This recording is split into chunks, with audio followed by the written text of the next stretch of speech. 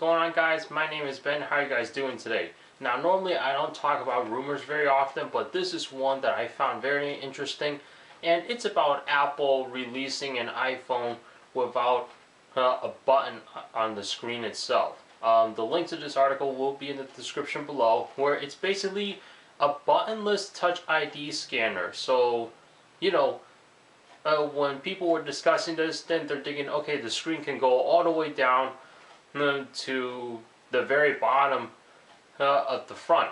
So that way you get a larger screen real estate or a larger screen size without the button. Now, here's the thing. A buttonless Touch ID scanner. Now, I was confused when I read this in the first place. So I was thinking at first, okay, Apple is going to make a smartphone with no buttons at all. And I'm thinking that can't be done because it's, I mean, how are you going to be able to power on and then use your volume rocker? Apparently I misread it. You know, buttonless Touch ID scanners. So what it sounds like is they're just wanting to ditch the home button on the iPhone itself. You know, that's what it sounds like to me. And to ditch the home button, you know, I can see that doable. In fact, some Android smartphones are actually like that, and the only buttons they have are the volume rockers as well as the lock switch. And other than that, that's pretty much it.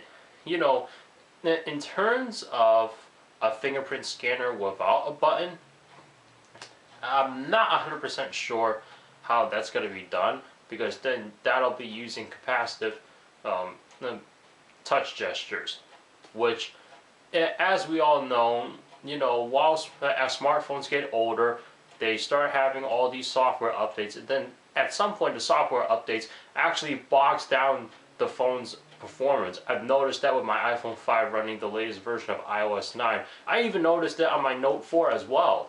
You know, because I feel that the performance of this phone has gotten a little bit slightly sluggish. I mean, not as bad as I have experienced with the iPhones that I've used in the past. But, you know, it is getting there because the old hardware just can't support the new software. And, you know, these manufacturers try to push out these software updates with as many of the newest features as they can. You just have to be willing to sacrifice performance as well.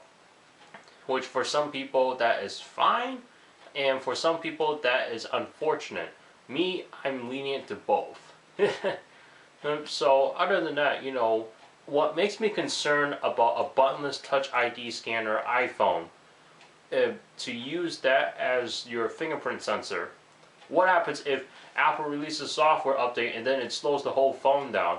And then, you know, when you try to swipe your fingerprint, or actually, I take that back, not swiping, you hold your finger down there and it might not recognize it. It probably will, but then there's like a 3 to 5 second lag, and then your fingerprint, you know, authentication actually goes through, not authentication, authorization actually goes through, and therefore, you know, at first you were thinking, okay, it's not working, it's not memorizing my fingerprint, until you realize, okay, the phone did actually realize it. It just took a 5 second lag in order to actually perform the action, and then you end up going through the process again. I mean, I hope you guys understand what I'm saying here.